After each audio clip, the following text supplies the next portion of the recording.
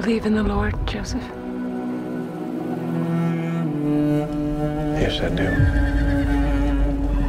But he's been blind to what's going on out here for a long time. Understand this. When we lay our heads down out here, we're all prisoners.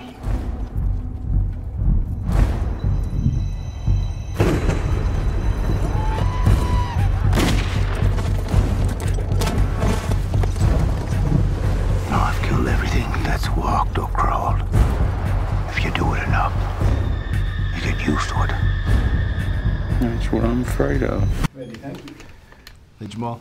How you doing? Very well, thanks, man. Scott, and to you guys too, the SAG got it wrong. This should have been an ensemble nomination by far. I mean, I think as a whole cast, you guys exemplified like great characters on screen. So congratulations. Thank you, Jamal. On that. Thank you very much, man.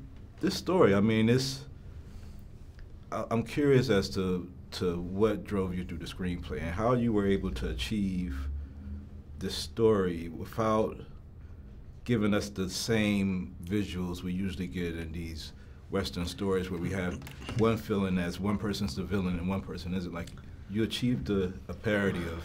Well, thanks. I mean, it was very clear to me as I was writing it and directing it that we're living in very dark and polarizing times. There's a vast racial and cultural divide. As I was writing it, we were dealing with Ferguson, we were dealing with Trayvon Martin, and it was clear to me that I needed to make a film that in very subtle ways would speak to this notion that we need to better come together and that we need to better understand one another and we need to offer one another healing and enlightenment because we're living in dark and polarizing times, and cinema at its best can speak to who we are, and it can also illuminate the best of who we are as well as it can the worst, and in doing so it allows us to better understand one another, and that's all that we can hope, because we're living amidst tough times, man.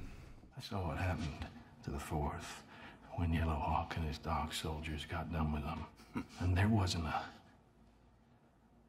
Don't you dare laugh. There wasn't enough left of those poor men to fill a slop pail. Understand, when we lay our heads down out here, we're all prisoners. I hate them. I got a war bag of reasons to hate them. Do you think that there were, when you look at through history and these times that were our darkest hours, whether it be slavery or the Holocaust or what have you, do you think there was a lot of conflicted men? Because, I mean, when you look at it in the paintbrush of history, it looks like everybody was convinced and convicted on their evil and hatred, but when you look at this story, you see, like, this opportunities where people... Yeah, I certainly hope so, because I think in people's darkest times and when they're alone, I hope that they look very deep within themselves and realize what it is that they're doing, whether it's genocide, whether it's towards those of Jewish heritage or certainly Native Americans, that they realize how is this in any way right or humane? I mean, it just is shocking to me living in 2018 that people think that way. Wes? Oh, absolutely. Well, in terms of Yellowhawk and Blockers coming together in their own way, I think Yellowhawk is one who doesn't actually live in the misguided guilt of Blocker's existence, in terms of his hatred is actually driven not by, well, it's driven by fear and guilt.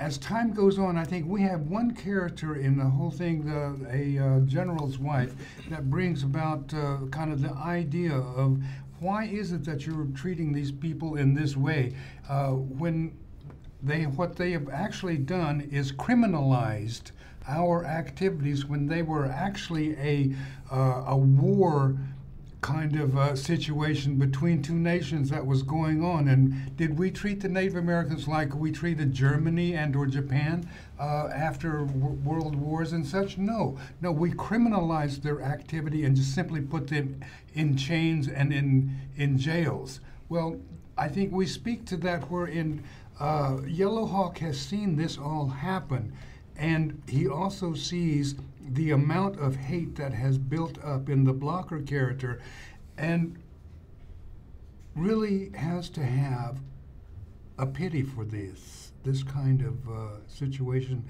this kind of attitude that has risen up in not only military people, but civilians of the American European descent. Hejoe ano, na hehets. Okstave ano, na neho. Ni hine inos. Hina wat se ho hat. O eha. Se verstom. He, na metos. Woods an. Wano ots. Hot or not.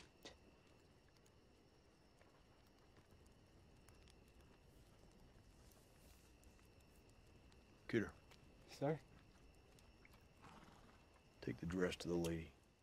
And lastly, Corianka, I'm gotta ask, like, as an African American, I'm oftentimes sensitive to how characters are portrayed on screen and what those stories tell. What do you think, being that you're from, a younger generation, what do you think the people, the native that's watched this film, do you think that they're empowered by these images or this story, or does it fit into a narrative that they've often seen? This is a step in the right direction.